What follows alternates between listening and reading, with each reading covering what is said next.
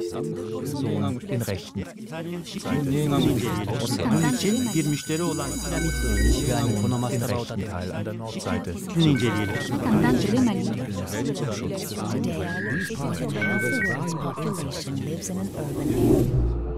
Moving forward.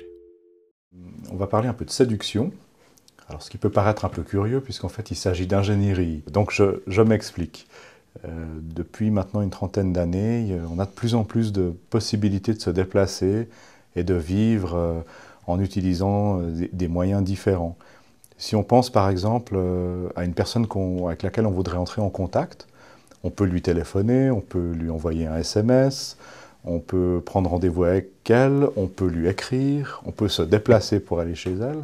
Donc il y a de multiples possibilités. Puis ça n'est qu'un exemple finalement. On pourrait multiplier les exemples. On a tous des rapports à l'espace et à l'utilisation de ces différents moyens qui sont à notre disposition, qui sont extrêmement étendus et donc qu'on utilise dans la vie quotidienne. Donc avec tous ces choix, finalement, on se fabrique chacun un mode de vie en lien avec ces techniques.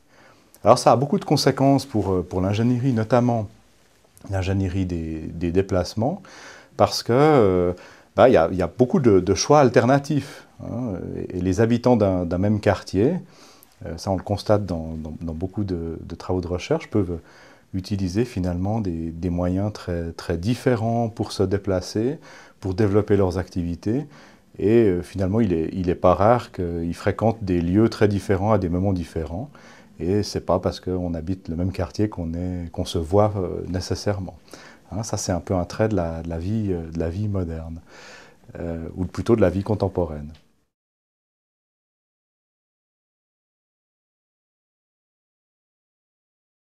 Là où je voulais en venir par rapport à la séduction, c'est que dans un système où on a beaucoup de choix, eh bien, pour qu'une solution technique qui est introduite ait du succès, eh bien, il faut qu'elle soit séduisante.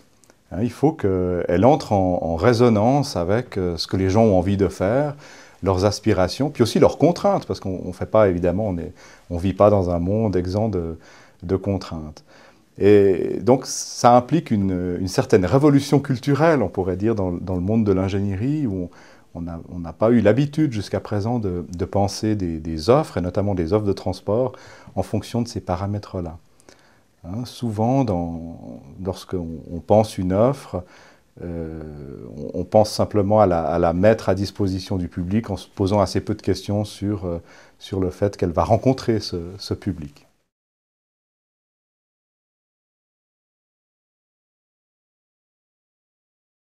Et puis comme c'est un petit peu abstrait, peut-être le plus simple c'est de prendre un exemple. Et cet exemple, c'est un exemple sur lequel on a eu l'occasion de travailler à l'EPFL, eh c'est la réorganisation du réseau des tramways genevois qui a eu lieu en 2011. Depuis une vingtaine d'années, comme dans beaucoup de villes européennes, la décision a été prise à Genève de redéployer le tramway.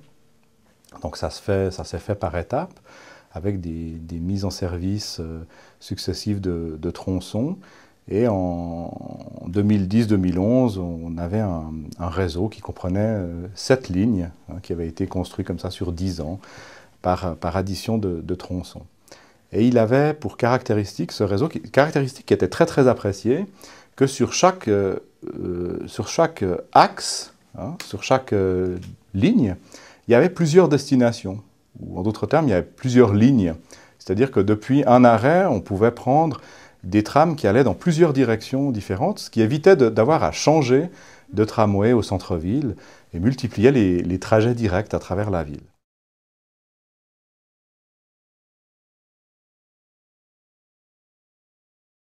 Et puis ce réseau, d'un point de vue technique, il était assez difficile à exploiter, ce qui fait qu'en décembre 2011, ils ont décidé de changer leur concept d'exploitation et de dire on supprime ces doubles lignes et sur chaque axe, on n'en garde qu'une.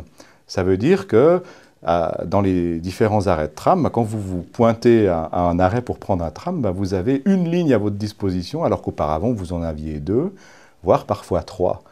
Et donc, ça veut dire qu'il y a beaucoup plus de changements sur le réseau et qu'en particulier, au centre-ville. Et ce réseau a été extrêmement mal perçu par la population. Il y a eu beaucoup de critiques à son égard. Les transports publics genevois ont perdu des usagers à cause de ça. Et ça a suscité une certaine incompréhension de la part des pouvoirs publics qui disaient « mais dans le fond, c'est incroyable, on a pris cette décision de simplifier le réseau pour améliorer l'offre. Hein. Avec ce nouveau réseau, certes, on a supprimé des liaisons directes, mais on peut offrir une meilleure vitesse, et puis on offre plus de tramways, c'est-à-dire qu'il y en a plus souvent. Il n'y a qu'une seule ligne, mais il y en a un toutes les 3 minutes. Alors qu'avant, il y avait 2 ou 3 lignes, mais il y en avait quand même un toutes les 5 minutes, disons.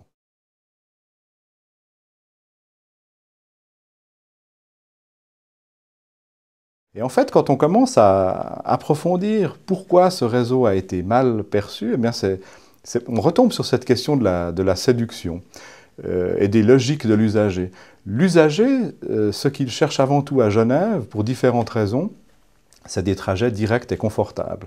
Parce qu'au centre-ville, les espaces publics sont relativement peu aménagés et il y a un trafic automobile qui est assez important, donc c'est assez désagréable de changer de ligne. Et donc, même s'il y a eu une amélioration de la vitesse et même s'il y a eu une amélioration des fréquences de passage, eh bien au final, le nouveau réseau n'a pas été considéré par la population comme meilleur que l'ancien.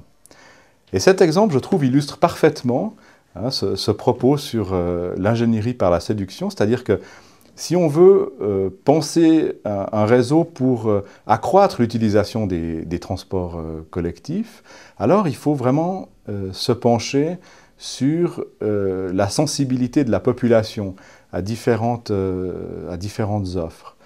Et si on veut attirer de nouveaux usagers, eh bien, il faut les séduire, et pour les séduire, il faut tenir compte de leurs attentes. Et là, en l'occurrence, leurs attentes, ce n'était pas d'aller plus vite ou d'avoir une meilleure fréquence, mais c'était d'abord d'avoir des trajets directs.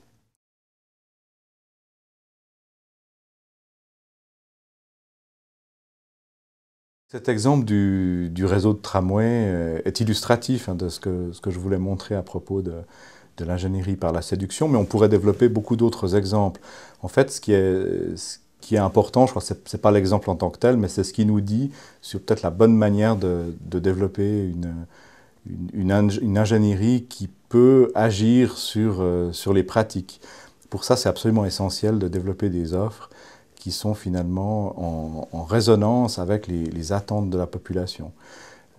Donc, ce qu'on a discuté à propos du réseau de tramway, on pourrait aussi le discuter à propos de l'offre ferroviaire, on pourrait le discuter pour toute une série de services urbains, même en dehors des systèmes de transport.